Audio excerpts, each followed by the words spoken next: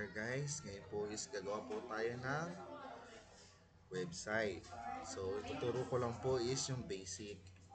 Kung paano maglagay ng head, kung para sa yung list.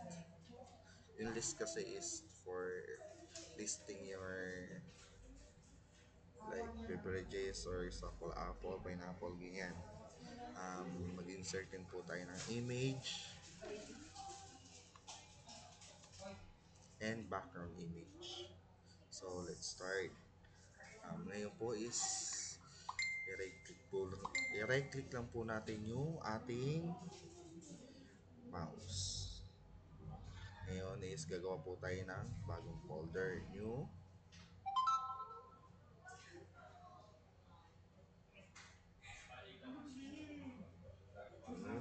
Tapos folder. Lagyan po natin ng pangalan. Kaya nito. Lagyan po natin siya ng pangalan. I-rename po natin.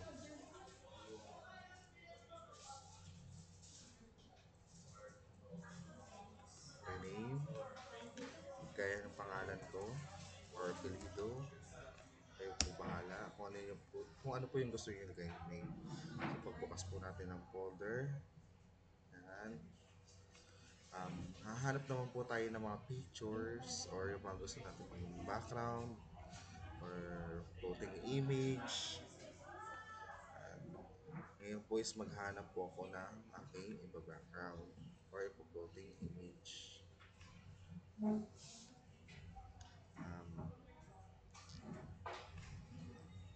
Gaya nito ang aking napili. Tignan po muna natin ang kanyang properties. So, naka JPG po siya. Pwede po siyang gamitin pang background or pang floating image.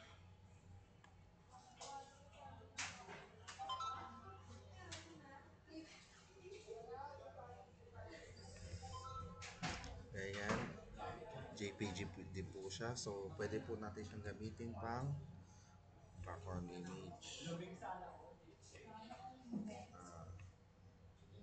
Ayan po is tapos po natin pagsamasamahin yung mga ating mga pictures na ating gagamitin sa background sa floating image is magbubukas naman po tayo ng notepad. Ayan. Sa ating notepad, gagawin nito is gagawa po tayo ng bago para malinaw. Gagawa po tayo ng notepad. So pagbukas ng notepad na nakalagay po is untitled. So, ang gagawin po natin, pipindutin ng file. Isi-save po natin siya kung nasaan ang ating ginawang folder. Kasi pag di po natin siya doon sinave, hindi po lalabas yung mga ilalagay natin na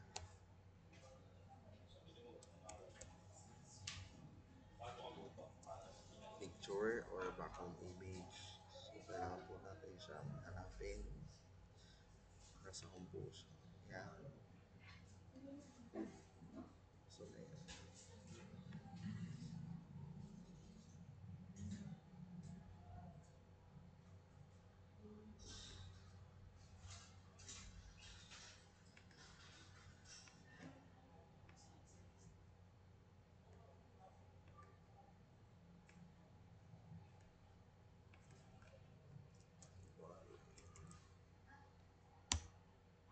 Ayun. I-open po natin. At bago po natin siya i-save, is palitan po natin siya ng index.html. Yan. Tapos, save as type, all files po ang ating pipindutin. And then, save. Ayun na, meron na po siyang name. At nandito na rin po siya sa ating folder. So ngayon po, gagawa po tayo ng skeletal ng HTML. And HTML. Try po natin ng word na HTML. So, bago po natin type, kailangan po natin send ito. Tapos HTML, tapos close sign, tapos ganun po ulit. And bago po natin siya i-double, kailangan po natin ng slash. And tapos HTML, tapos close. Tapos space, akit po natin. Tapos po natin dito sa isa, akit po natin dito sa unang-una natin ginawa. Tapos enter. Yan, tapos ganun ulit. Pero ang ilalagay po natin is title. Yan, title, tapos close. Ikaw po kung ano po gusto nyo maging title ng inyong browser. Gaya sa akin is Oalia. Yan. Ganun po ulit. Title po ulit. Close and open po. Yan. Slash. Tapos title. Tapos close. Tignan po natin kung nabago po natin ang pangalan po na lalabas kagaya sa ganito ng ating browser. Save. Tapos puntahan po natin to, sabay enter natin type. Then ayun na po ang ating pangalan ng browser, Tulia. Nagkaroon po siya ng title.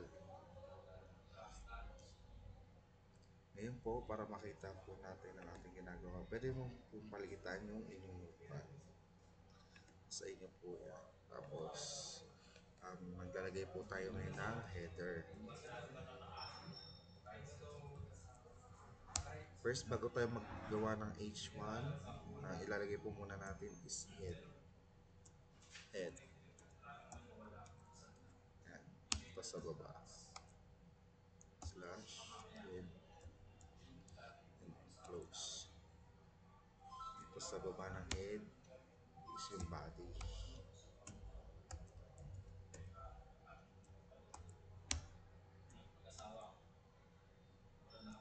Slash body. And then close. Yan. Sa ating head is maglalagay tayo ng mula ng ating ginawa. Nangyari is yung H1. Magsusulat ako ng nito na wonderful.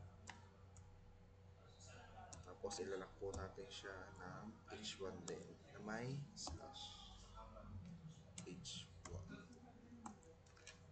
Tingnan po natin ulit.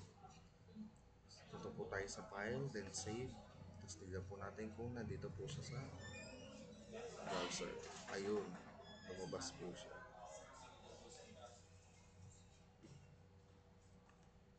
Yan. So nakikita nyo po nag-work po ang ating ginawa kapag lumalabas po siya dito sa browser. So sa body naman, gusto ko mag-attach ng picture. So paano natin may attach? Pag image po ang i-attach mo, magta-type ka lang po ng img space src or source tapos equals, tapos ita-type po natin kung sino po sa kanilang dalawa ang gusto natin mag-image. So gagawin kong image is si logo 14. So ita-type ko is logo 14. Tapos sasamahan po natin ng dot g j pg. Yan. Tapos i-close po natin siya. Tapos punta tayo sa file, save. Yan. Tapos tignan po natin kung nandito na rin po siya sa ating browser. Ayun, lumabas na po ang image. So pwede po natin siyang bago-baguhin ng size or ng height, ng width. Gaya po nito, example, ang height.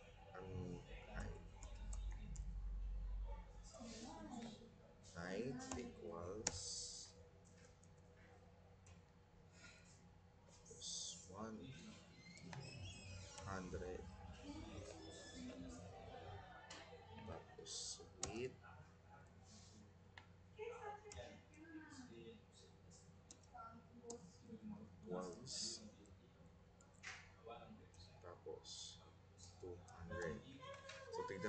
then kung mag-apply po siya dito sa ating dinownload, ay sa ating website. Ayun, maliit. Nasa sa inyo po yan kung ano po, gano'n nyo po gusto malaki. O pwede naman po 1,000. So, 1,000.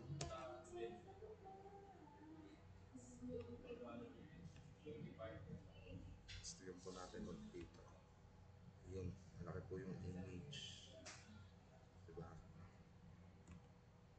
Sa background naman, dito rin sa body. Type po natin is body.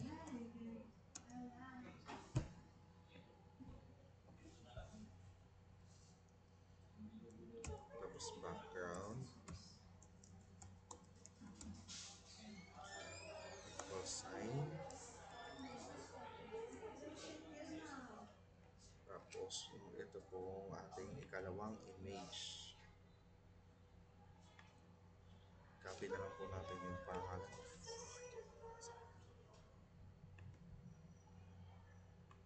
Copy. And then paste po natin dito sa ating body background. Tapos lagyan ng .jpg. And then post po natin. Then save.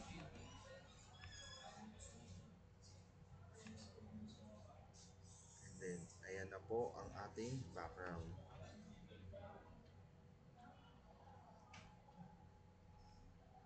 Yan. Pwede naman po din tayo maglagay ng paragraph.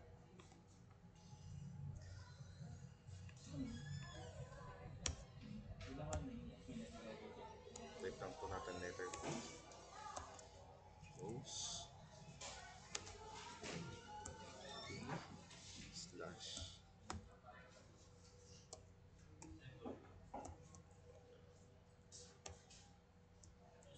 Yan, paragraph. So, ganyan ang kunyari kukuha ko dito sa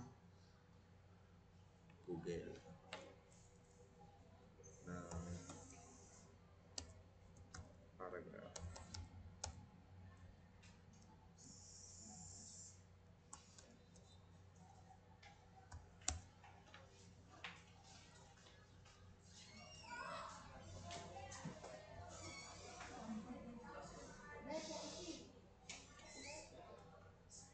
Yan. Example ito. Lalagay natin siya sa ating nagawang website. Copy. Then, i-paste po natin siya dito sa ating ginawang letter P. Yan. Tapos tignan po natin kung lalabas po siya dito sa website natin ginawa. Yan. Ilagay na po natin siya.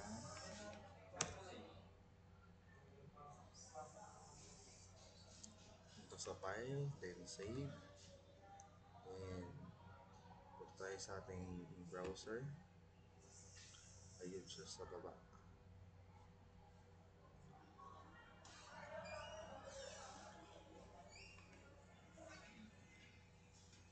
Pwede natin baguhin yung kanyang size. Ganyan, pwede tayo magpasok ng H1. H1. Ganito.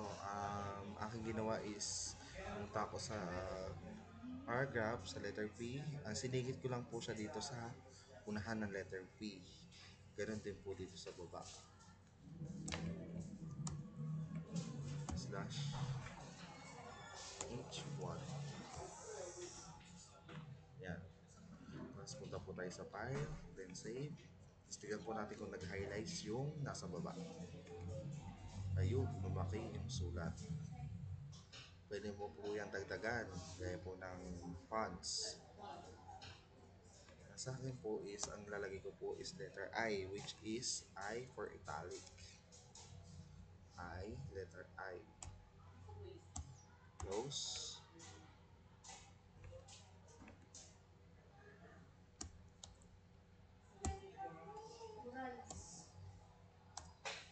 And letter I. Close. Yan po I, H1. Kaya po dito, PH1I. Then save. Tapos tignan po natin kung magbabago yung style ng sulat dito sa baba. Ayun, naging italic po siya. Diba? Ang layo po ng differences siya po kanina. So, ayan lang po yung ating tinuturo ngayon. Maraming salamat.